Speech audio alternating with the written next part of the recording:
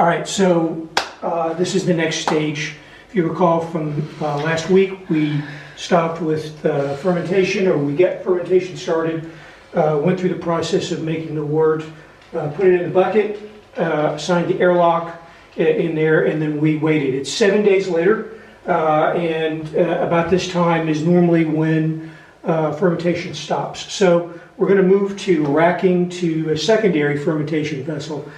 One thing about it is this is not a requirement. This is an extra step if you want to do it. There's some advantages to it. But basically, once fermentation's done, this is beer.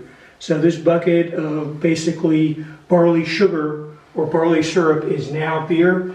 And this is how the ancients would have consumed it at this point on. So if you wanted to, you could go straight to bottling. The advantage to racking to secondary is that when we go through the tail end of the process here, and I've moved all of this off, you can see all the sediment that's gathered to the bottom, all the yeast solids and extra proteins that have moved to the bottom of, sunk to the bottom of the container once they've done their work. Racking it off of that, or moving it off of it, gets it away from that and allows the beer to clarify, maybe get some finer flavors to it. So the way we're going to do it is with an auto siphon, which is basically just a pump type siphon with a tube that goes into a 5-gallon carboy. This one is plastic. You could use glass. I got plastic because I had this kit sent from the United States and it was much lighter. So simple way to operate this is just to basically give it a bit of a pump, and you can see that the wort is, or now the beer really is starting to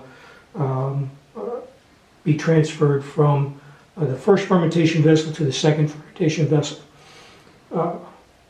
Once we're done, we'll come back. I'll show you what the bottom of the fermentation vessel looks like, so you can see the trub, which is all of the yeast solids and all these sorts of things. We'll talk a little bit about what happened the first 24 hours of fermentation. We had a little bit of an accident. We'll talk about how not to panic and how to take care of very vigorous fermentation on that. So this will take about 5 minutes, 10 minutes, and then we'll come back and look after that. Okay, so it's been about 5 minutes, and as you see, we've siphoned off the beer from the remainder, which is known as the trub. So as you can see around the edge here, this is the remainder of the Kreutzen, which is basically a reactive foam cap of yeast and other protein solids that kind of starts to develop the first 24 hours to 36 hours of fermentation. As the yeast does its work, it gets heavy, it goes dormant, and it just sinks to the bottom. So you can see this all in there. That's basically what we have taken the beer off of, so it doesn't have any contact now with that. So at this point, we're going to go ahead and clear out the rest of the siphon, get what beer we can out of here.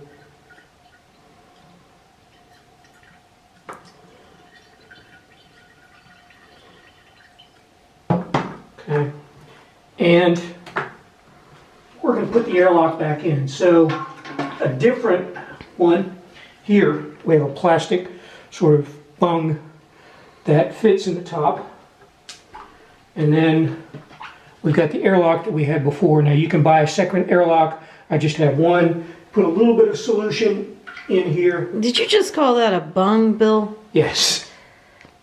Oh, well. A bung hole. Yeah. So as you can see, we've got a little bit of solution, and we're just going to go ahead and place this right back in there to take care of any other developing CO2 that might be, because there's still yeast in here. There's still going to be some active yeast at this point. So back to what happened here. A little bit unexpectedly, I came home after Monday afternoon after work and to check on the beer, and it had basically, fermentation was so strong that it had blown the lid off of the top of the container, sealed it back, tried to clear the airlock again, and 10 minutes later it literally clean off once more. So we had to rig what was known as a blow-off tube at that point. I took this tube here,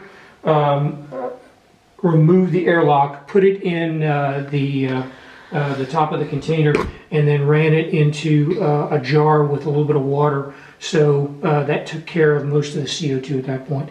After about another 24 hours, it calmed down, and I was able to put the airlock back in. But this happens. It probably happened because the temperature inside the room was too high to cause that. So it was rating about 75 degrees, which is a little bit too high for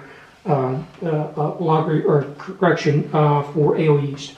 So as you can see, one of your concerns might be it's exposed to the open air. My God, I'm going to get contaminated batch of beer. Not always the case, because the great thing about that thick foam cap is that it creates a barrier between the outer atmosphere and the beer itself that's underneath. Also, CO2 is being released from the action of the yeast, so it's moving outward. It's going to create and strengthen that barrier. So just try a little bit of a sample of it. It's not sour. It's a good sign.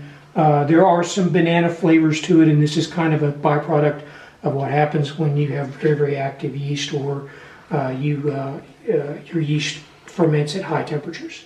So we're going to put this back in a room, and because of this little incident here, I'm going to let it sit for about 2 weeks in this secondary fermentation vessel, and then we're going to move to bottling. So we'll see you again at that time.